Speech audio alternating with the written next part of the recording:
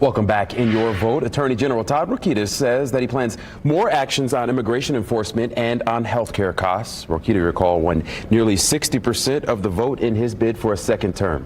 News 8's government reporter Garrett Berquist tells us what to expect. Rokita calls the election result a referendum on how he has run his office. The voters rejected the division that my opponent tried to produce. And they appreciated a positive campaign. Shortly before the election, Rokita's office sent inquiries to employers and nonprofits in Evansville, Seymour, and Logansport.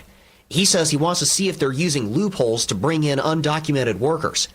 Rokita says this does not mean a full investigation is underway. We're not alleging that Evansville, Seymour, or Logansport have ordinances on the books that make them a sanctuary city.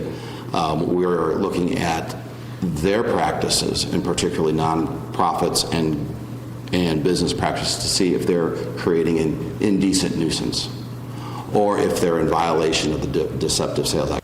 Governor-elect Mike Braun has already said lowering health care costs will be a top priority. Rokita says he wants more authority to investigate agreements between doctors and hospitals. He gave an example involving a radiology practice in Northwest Indiana. Immediately after buying the practice, the hospital shuttered it. Paid the doctor, shuttered the practice, and so that hospital became the one source of radiology treatment in that community, and immediately the prices went up.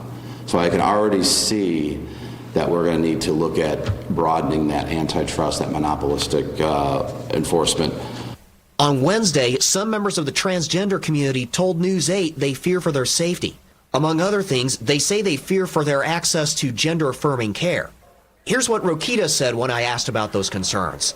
My role has been with minors and enforcing Indiana law, which says that a hospital is prohibited from doing sex change surgeries on minors, because the General Assembly felt that was child abuse, and I agree with the General Assembly, and so does the court.